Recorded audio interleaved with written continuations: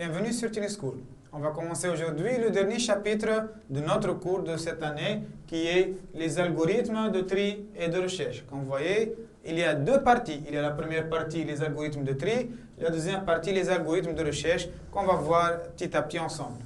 Donc je vais commencer par grand 1, les algorithmes de tri. Finalement, qu'est-ce que ça veut dire trier un tableau? Donc regardez l'introduction que je vais vous présenter. Dans certains cas, tels que la liste des noms des élèves, par exemple, si on a une liste de noms d'élèves, on a besoin d'organiser ces valeurs dans l'ordre croissant ou décroissant.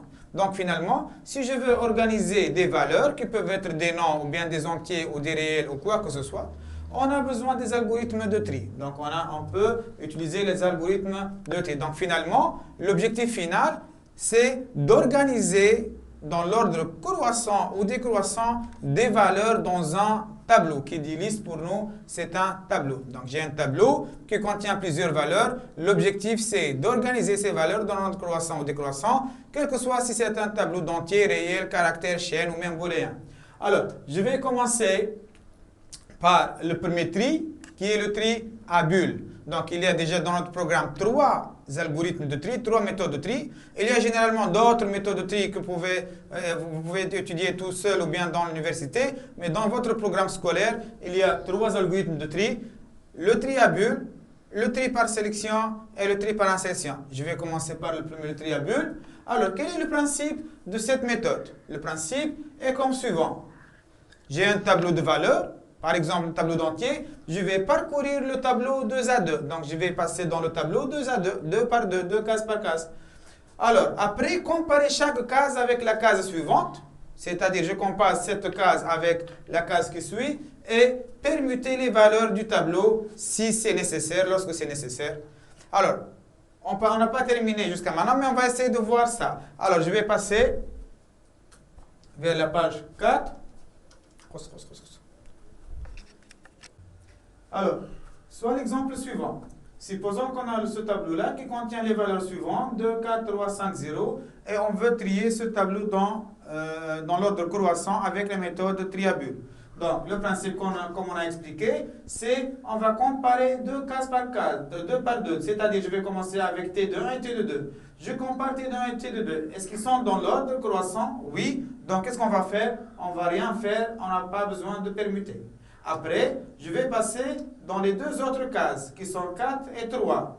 Est-ce que je dois permuter? Oui, bien sûr, parce que 4 est supérieur à 3, donc je dois permuter. Donc, comme vous voyez, les 2 valeurs ont été permutées, et donc le tableau devient jusqu'à maintenant 2, 3, 4, puis 5, 0. Donc, après, on va passer vers les 2 autres cases qui sont T3 et T2, 4, qui sont ici les valeurs 4 et 5. Est-ce qu'ils sont dans l'ordre? Oui, ils sont dans l'ordre croissant. Donc, c'est bon, on n'a pas besoin de permuter. Après, donc, je vais passer vers les 2 dernières cases qui sont 5 et 0. Donc, on compare T2, 4 et T2, 5. Est-ce qu'on doit permuter? Oui, on doit permuter. Donc, voilà qu'ils ont changé, ils ont permuté de place. On a terminé le tableau. On a fait le premier parcours, comme on a dit. On a parcouru le tableau 2 à 2 et on a permuté lorsque c'est nécessaire. Mais est-ce que le tableau est trié? Non. Comme vous voyez, par exemple, le 0 n'est pas à sa bonne position. Donc, le tableau n'est pas encore trié. Donc, qu'est-ce qu'il faut faire? Il faut refaire cette opération plusieurs fois. Donc, ici, on doit refaire le même traitement jusqu'à avoir un tableau trié. Donc, ce qui s'est passé avec un premier passage, c'est que le tableau a commencé petit à petit à être trié. Il a commencé déjà, donc le 2, le 3, ils commencent à prendre leur place, le 0, il commence à reculer, et surtout, suivez-y bien, surtout le 5 a pris sa bonne position, c'est-à-dire c'est la valeur maximale, et le maximum déjà du tableau, il a pris sa bonne position. Et ça, c'est très important au niveau après de l'optimisation de notre programme. Notez bien cette remarque. Après chaque passage, après chaque parcours, le maximum va prendre sa bonne position.